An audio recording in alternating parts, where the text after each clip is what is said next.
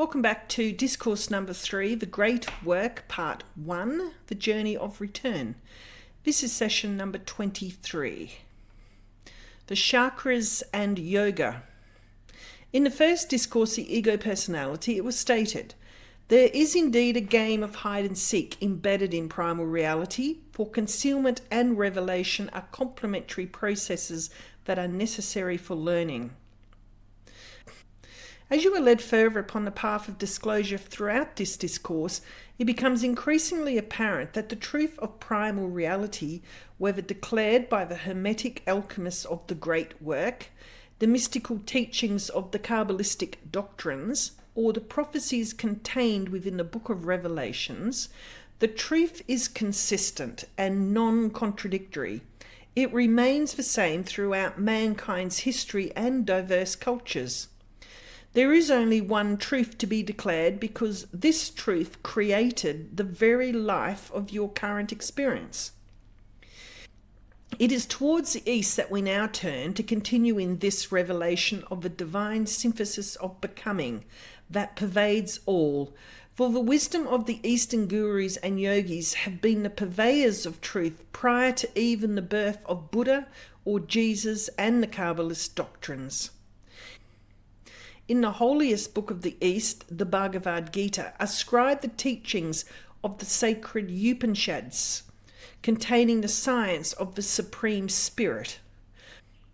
Written as the colloquy between the holy Krishna and the warrior Arjuna, who symbolically meet on the battlefield of Kurukshetra, where the weary Arjuna is instructed in the wisdom of the Upanishads by the wise Krishna.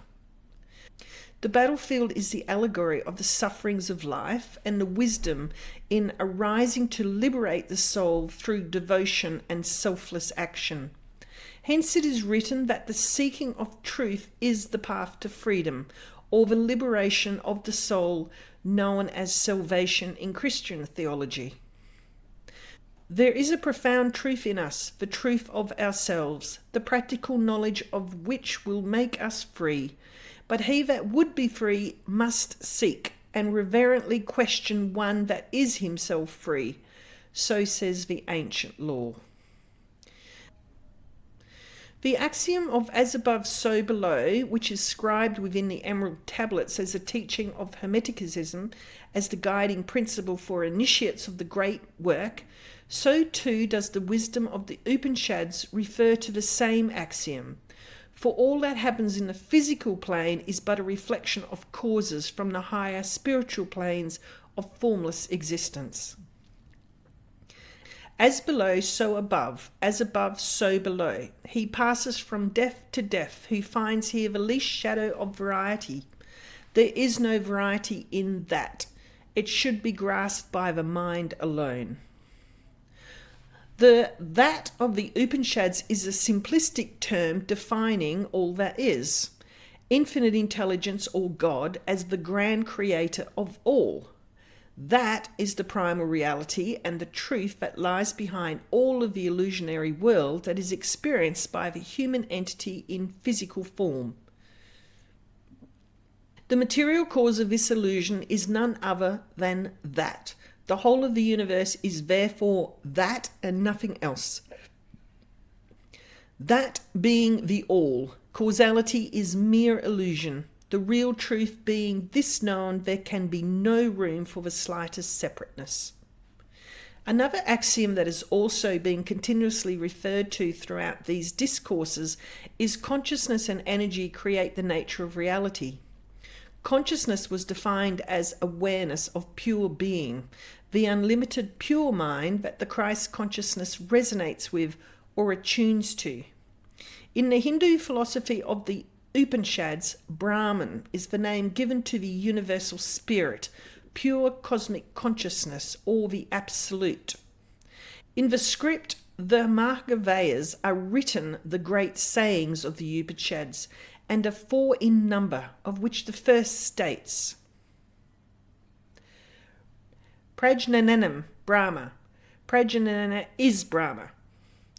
Prajnana, when translated from Sanskrit, means consciousness, knowledge, or understanding. The term Purusha is the name given to mean spirit in the Eastern terminology, and Atman is the name for the Western version of soul. When the human entity awakens in self-realization and knowledge of one's true self, where Atman and Brahman are consciously known in awareness as one, this is experienced as samadhi. Hence, samadhi, as the knowingness of one's pure being, is deemed to be superconsciousness, which is the same as Christ consciousness. The Bhagavad Gita, verse 30, refers, "When a man beholds all separate beings as existent in the one that has expanded itself in the many, he then merges with Brahman." To assist in this understanding, a comparison of the terms used in Hindu terminology can be integrated with other terms used to describe the same principles already mentioned throughout this discourse so far. It will cover the Hinduism, Kabbalism, alchemy, and the spiritual. Paramahansa Yogananda in the Bhagavad Gita, God Talks with Arjuna, expands on this understanding as declared in verse 30 of the Gita. When through samadhi a yogi awakens from the delusion of Maya, he beholds his body, the separately existing images of other human beings, and all material objects to be streaming unceasingly from one source, the consciousness of God. No real difference is present among creatures. All are products of Parakriti, and all are sustained by the same underlying divinity. Their seeming diversity is rooted in the unity of the one mind. To realize this truth is emancipation, oneness with God. In Hindu philosophy, the first breath or creation of Brahman is prana, which is the energy of the Western teachings. It is prana that is the creative force or whirlpool that stirs and modulates on the screen of consciousness to produce thought.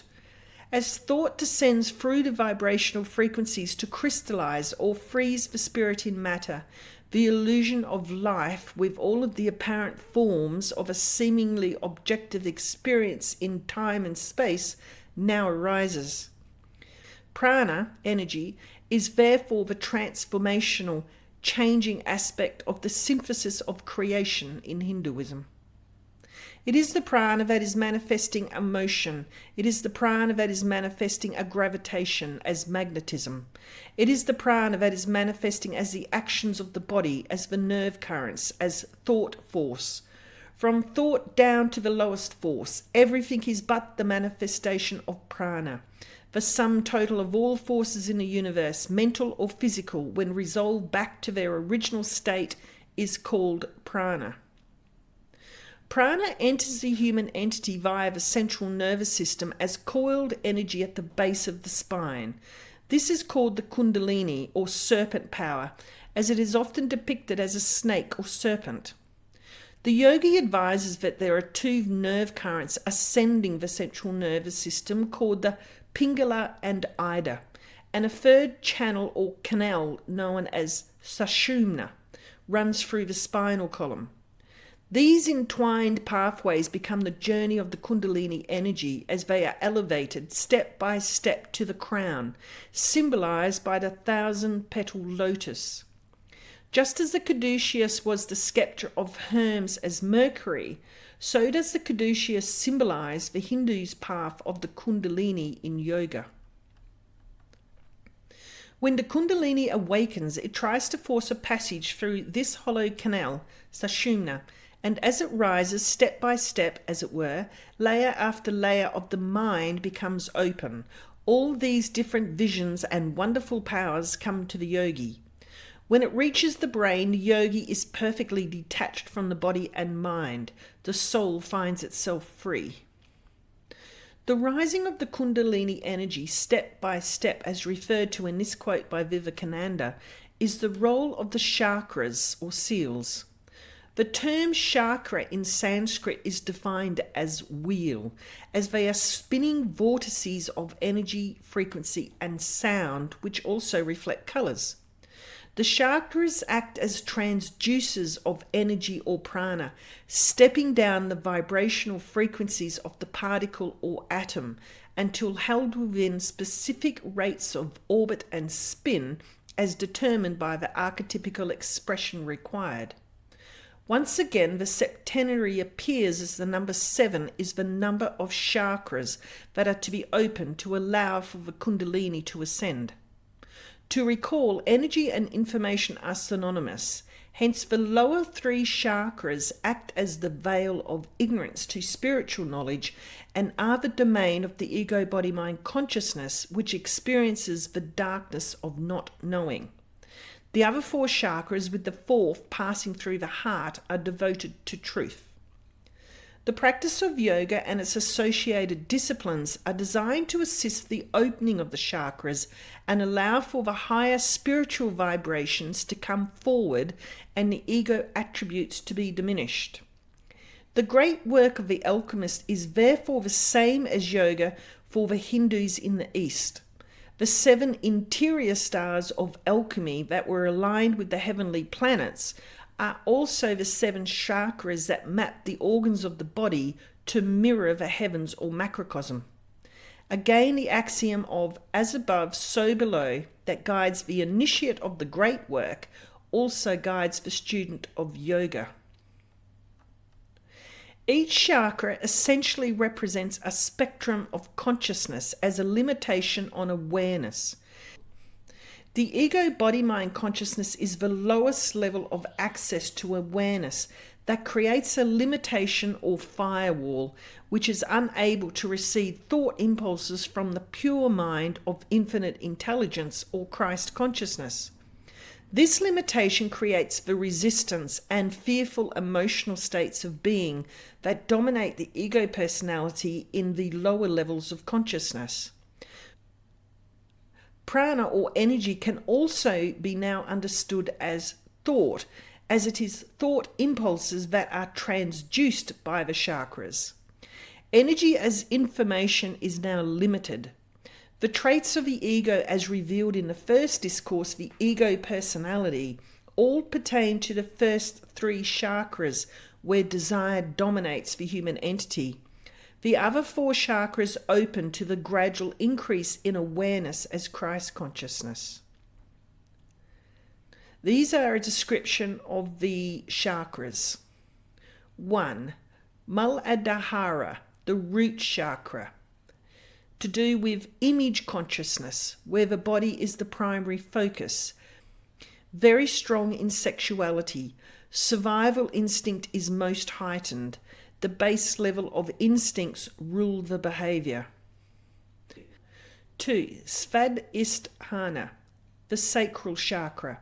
Victim mentality, pain and suffering, disease and accidents prevail. 3. Nanipura, the solar plexus. Search for power external to the self as disempowerment and feelings of worthlessness rules. Seeks aggrandizement and inflation of the ego self-concept, specialness in relationships to complete oneself. 4. Anahata, heart. Love, awakening, understanding the purpose of the illusion. Bridge consciousness where the transition of return to remembrance of one's true self begins. 5. Visuddhi, the throat. Self-authenticity, speaking one's truth, ability to say no and remain true to one's authentic self, expressed love. 6. Ajna, pituitary gland. Third eye, knowledge of the illusion and truth of primal reality is accepted, knows the purpose of suffering and expresses compassion and love for fellow sentient beings. The oneness of all is known and felt. 7. Sahasrara, pineal gland. Full expression of I am. Judgment is mastered and eliminated. Sees God in every other as the same. Unconditional love. The chakras in essence are revelations of degrees of mind.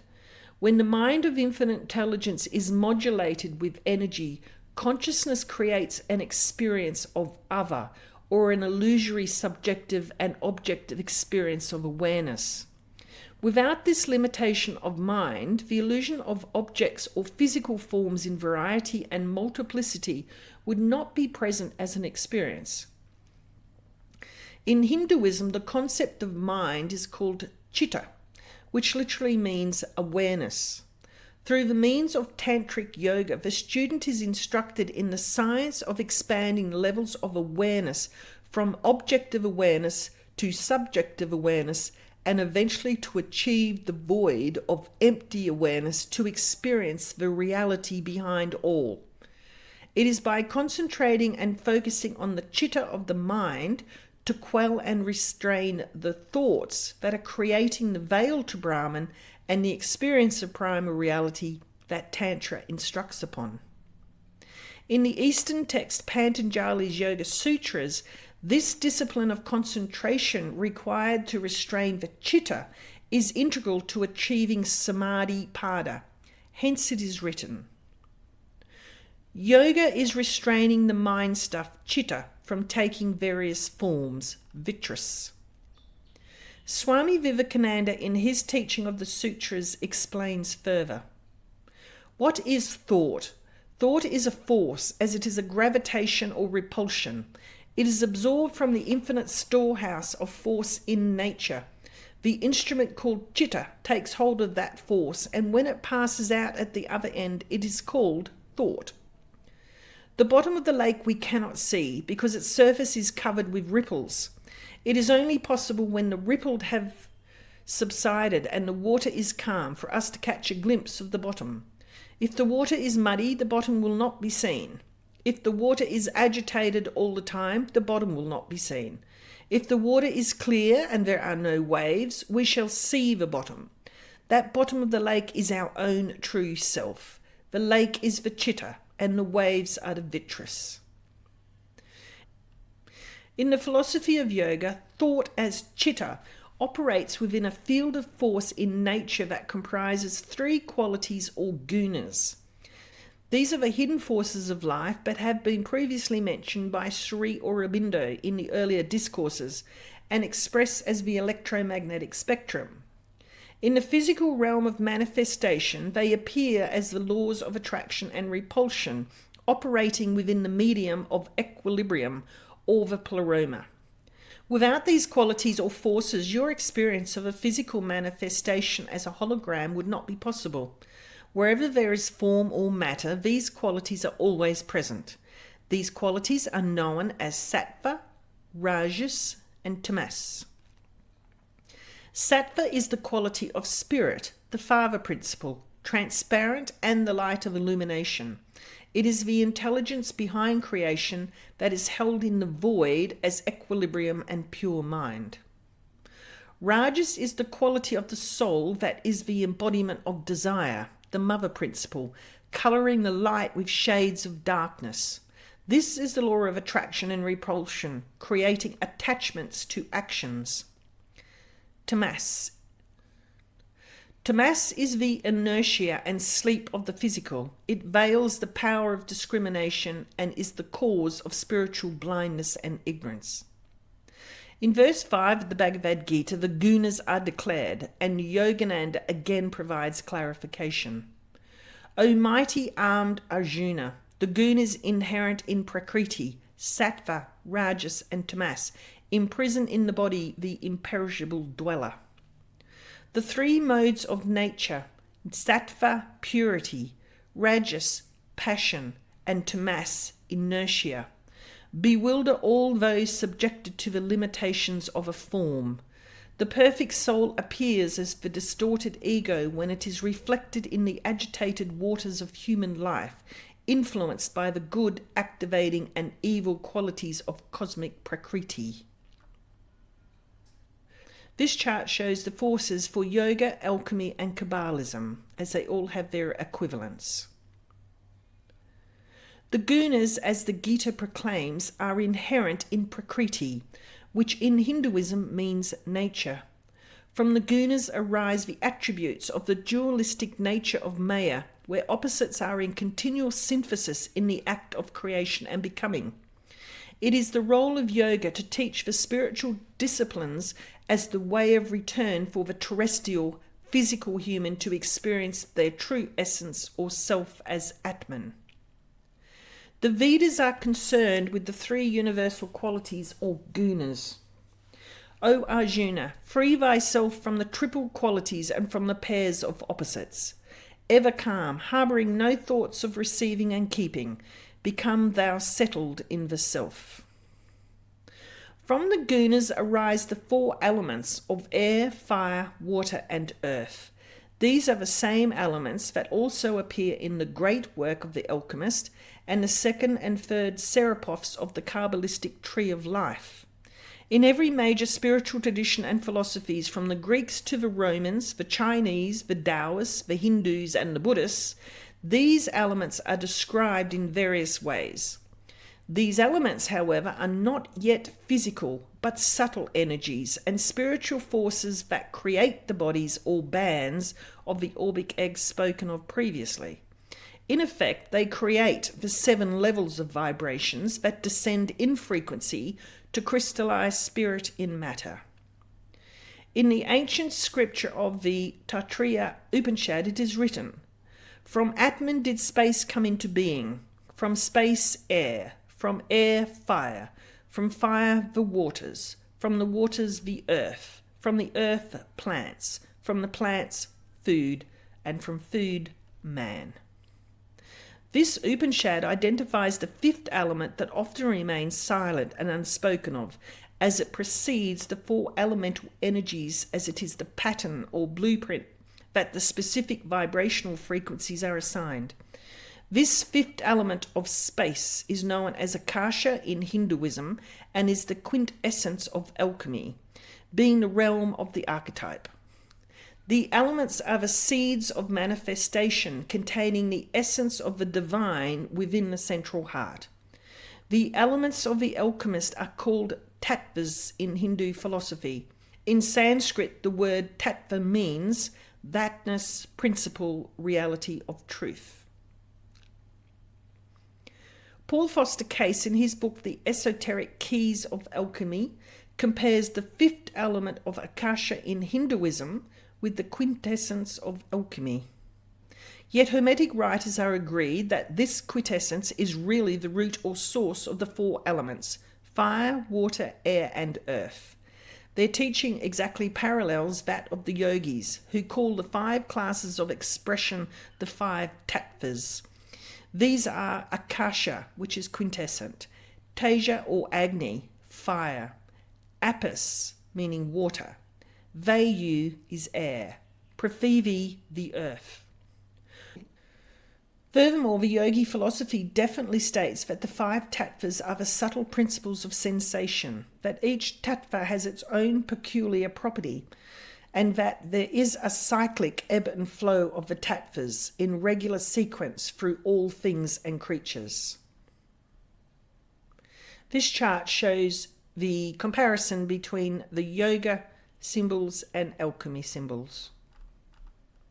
The elements descend from the akashic or ethereal realm of formlessness through the subtle 6 energetic bodies to crystallize on the physical plane as the 7th body, that of the human entity, which the Hindus refer to as Rupa. The 6 subtle energetic bodies crystallize as a sheath, veiling the physical human entity from higher spiritual knowledge and intelligence.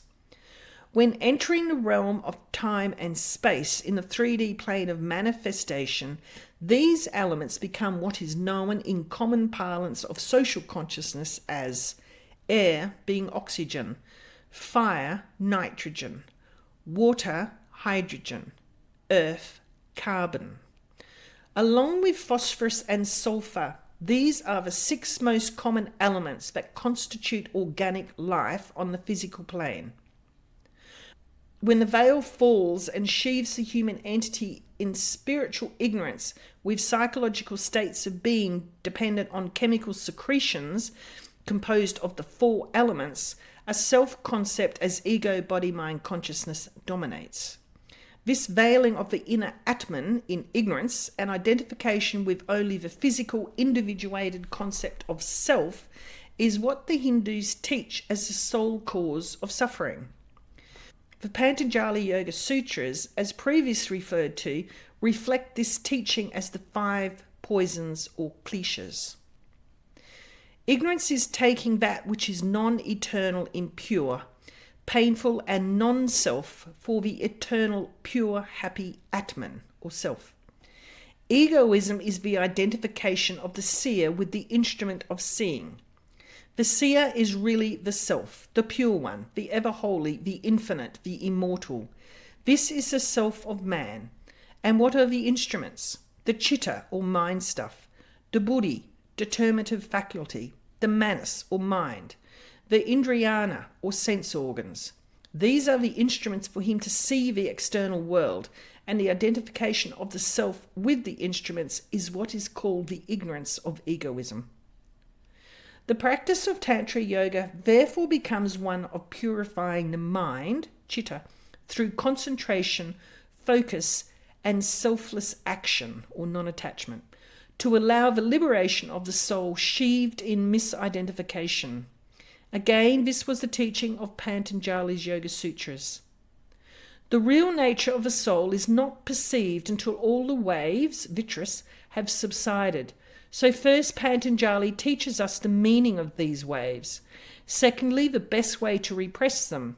And thirdly, how to make one wave so strong as to suppress all other waves. Fire eating fire, as it were. When only one remains, it will be easy to suppress that also. And when that is gone, this samadhi of concentration is called seedless.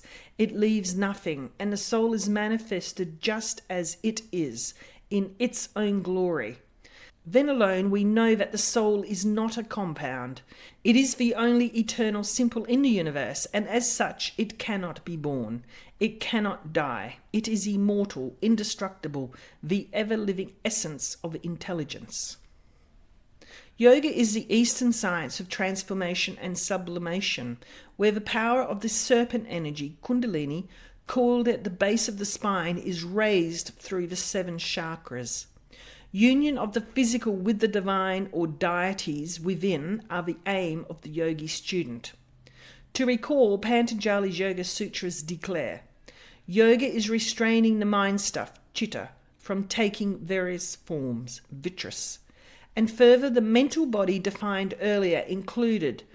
Thought forms are generated from this frequency as very subtle energy patterns. When the mind of the ego-body-mind consciousness runs its program of separation, then suffering and misery govern the reality of the human personality inflicted by 5 poisons or cliches. Images as thought forms appear on the personal reality hologram that disturb and hinder the inner peace of the human entity.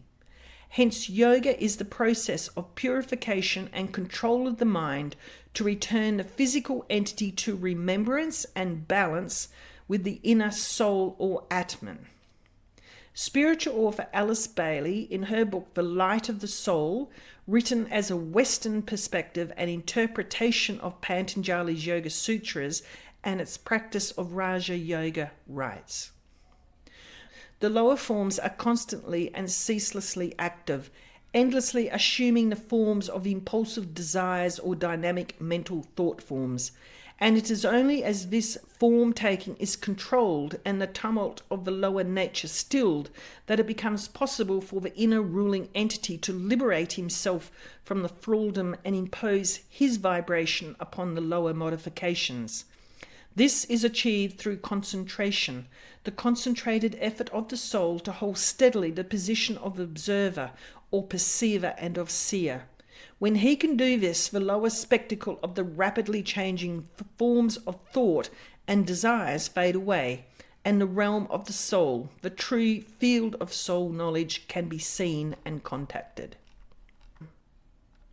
In Bailey's quote, the use of the term thraldom is significant as it arises from the word thrall, which etymologically means slave or servant, to be in servitude.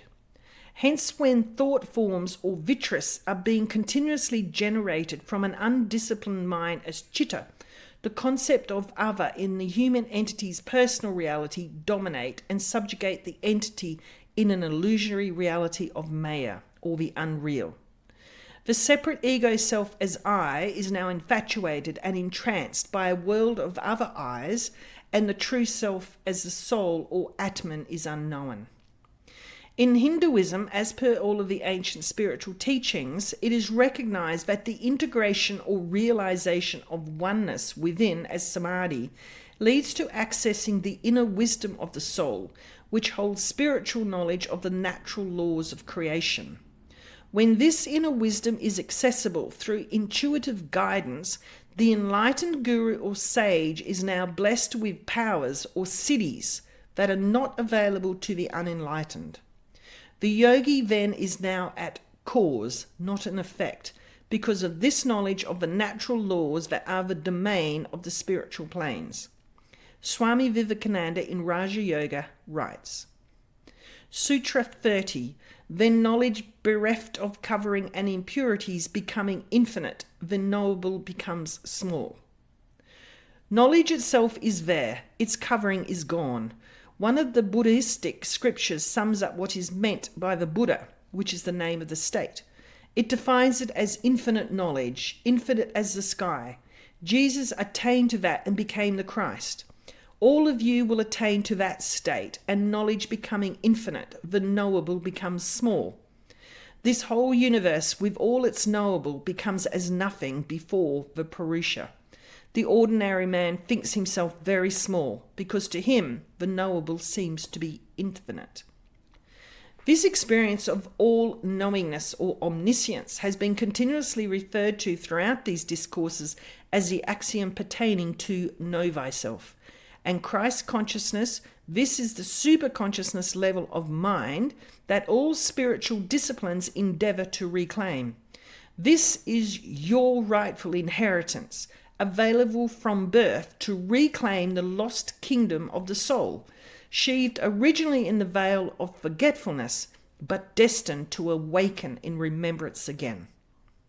The resolution in the inverse order of the qualities, bereft of any motive of action for the Purusha, is Kaivalya, or it is the establishment of the power of knowledge in its own nature.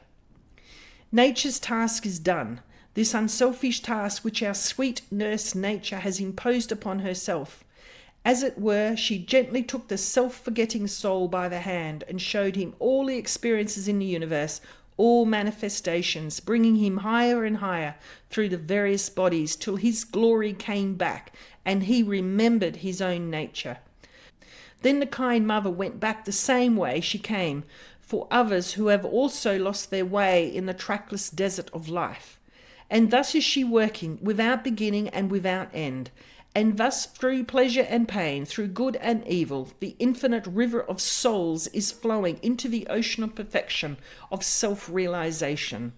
Glory unto those who have realized their own nature. May their blessings be on us all. Self-purification. In the eons of eternity, this grand synthesis of becoming has been the divine plan of creation. The soul repeatedly returns to the human experience to evolve the vibrational levels of consciousness and record the wisdom of the journey contained within its adventure. It is a journey that every physical entity of being in the material realm of expression must undertake sooner or later. The path of return for the hero is through the synthesis of self-purification.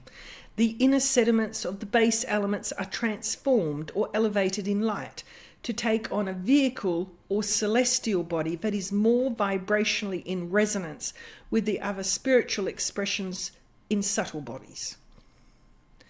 Because this journey of return or ascension begins in the lowest elemental realms of expression as the chemicals constructing the psychological profile, this is where the process of purification is undertaken.